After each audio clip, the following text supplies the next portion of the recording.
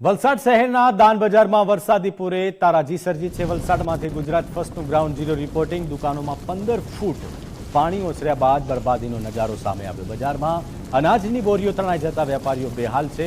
નુકસાની સામે સરકાર જલ્દી સહાય કરે તેવી અપેક્ષા અને લોકોની માંગ છે। શિવલાલભાઈ એટલા અંદરથી દુઃખી છે કે એમનાથી બોલાતું નહીં હતું। મારી બી દુકાન એમની બાજુમાં જ છે। એ ઓછા અહીંયા 3 વર્ષથી દુકાન છે। એ પહેલે નોકરી કરતા હતા, થોડું જમા કરીને અત્યારે અહીંયા છીપવાડમાં દુકાન કરી ને 3 વર્ષ થયા ને એમને આ બધી પરિસ્થિતિ છે। હવે 10-12 લાખનું નુકસાન છે। આખી દુકાન 6 ફૂટથી ઉપર એમના દુકાનમાં પાણી છે। એવી રીતે મારી દુકાન બી એમની બાજુમાં છે, એમાં બી એટલું જ પાણી હતું ને રાતના 1:30 વાગે આવે ને એમનું રહેવાનું મોગરાવાડીમાં, ત્યાં બંને ગરનાળા ફૂલ, એટલે ત્યાંથી આવવાની કોઈ શક્યતા હતી નહીં।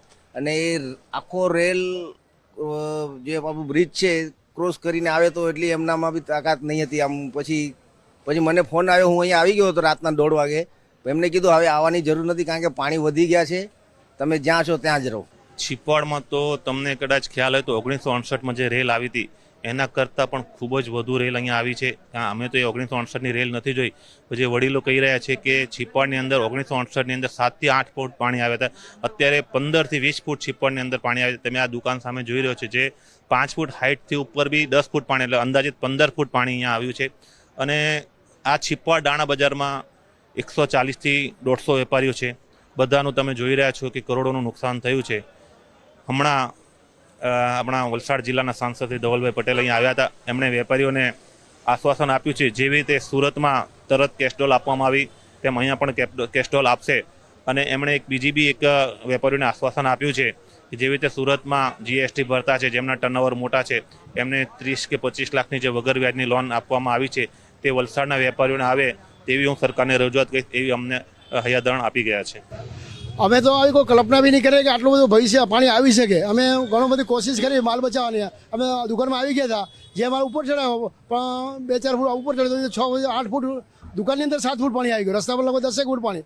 7 ફૂટ જે માલ બચાવેલો અમે, એ માલ બી બધો પાણીમાં પડી ગયો અને અડધો માલ, અમુક માલ તો તણાઈ બી ગયો કે નાની વસ્તુઓ બધી કટ્ટા ફાટી ગયા અને બધું માલ શટર માટે બહાર નીકળી ગયો। 2 વાગ્યાથી તો હાલત જાણ્યું કે પાણી છીપાડમાં આવી ગયા, એટલે હાલત તો એકદમ ખરાબ થઈ ગઈ સાંભળતા જ પહેલાં પ્રથમ તો।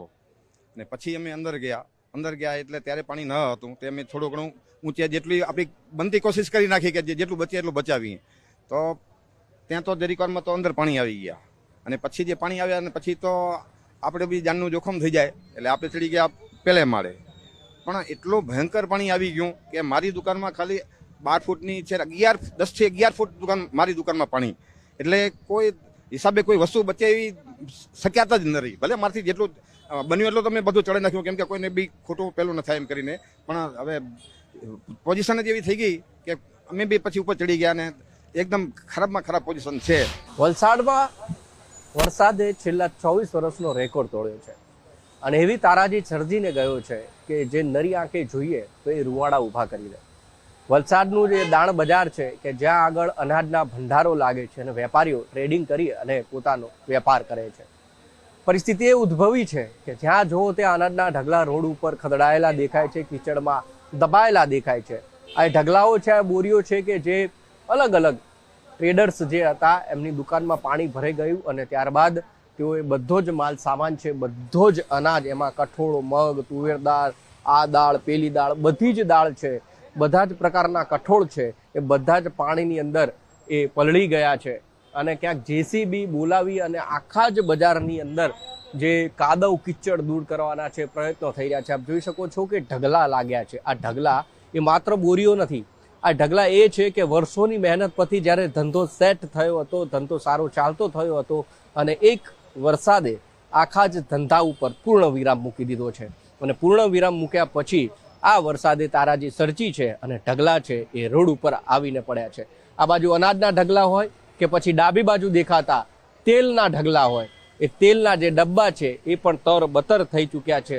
આ જ રીતે જે નાના વેપારીઓ છે કે જેમની પાસે વીમો નથી, એ વેપારીઓને સૌથી મોટી તકલીફ છે અહીંયા ઉદ્ભવવાની છે, કારણ કે વીમાની રકમ પણ કેવી રીતે મળશે તે સૌથી મોટો પ્રશ્ન છે। આવા ઘણા નાના વેપારીઓ છે કે જેમની પાસે વીમો પણ નથી અને ઘણા એવા મોટા વેપારીઓ છે કે જેમની પાસે વીમો છે પરંતુ એ લેવામાં પણ કેટલો સમય જશે એ પણ જોવાનું રહેશે. નાયબ મુખ્યમંત્રી હર્ષભાઈ સંઘવી છે, તેઓ અહીંયા આવ્યા હતા, આ તમામ લોકોની મુલાકાત લીધી છે અને એક આશ્વાસન આપ્યું છે કે સુરતની અંદર જે પ્રકારે સહાય કરવામાં આવી, કેશડોલ ફટાફટ આપવામાં આવી, એ જ રીતે વલસાડની અંદર આ જે વેપારીઓ અને સાથે સ્થાનિક લોકોને જે હાલાકી પહોંચી છે એમાં સત્વરે કામગીરી કરવામાં આવે તેવું આશ્વાસન છે એ સરકાર થકી પણ આપવામાં આવ્યું છે. પરંતુ હકીકત અહીંયા એવી છે કે વલસાડ મહાનગરપાલિકા કે નગરપાલિકા છે તેના થકી અહીંયા સાફ સફાઈ અભિયાન પણ હજી સુધી શરૂ નથી કરવામાં આવ્યું. વરસાદને વિરામ લીધે લગભગ 15 થી 17 કલાક થઈ ગયા છે અને ગંદકીના ઢગ જામેલા છે અને વરસાદ જાય, કીચડ થવી, ગંદકી થવી અને ત્યારબાદ ફાટી નીકળતો એ રોગચાળાને રોકવો એ એટલો જ જરૂરી છે. જો નગરપાલિકા સત્વરે કામગીરી નહીં કરે તો વિસ્તારની અંદર રોગચાળો ફાટી નીકળવાની પણ ભીતિ એટલી જ છે. ટૂંકમાં કહેવાનો તાત્પર્ય એટલો છે કે આવરે વરસાદ એ વરસાદ આવ્યો અને બધું જ તહેસ મહેસ કરીને ગયો. કેમેરા પર્સન વિકી સાથે ઉમંગ રાવલ, ગુજરાત ફર્સ્ટ, વલસાડ.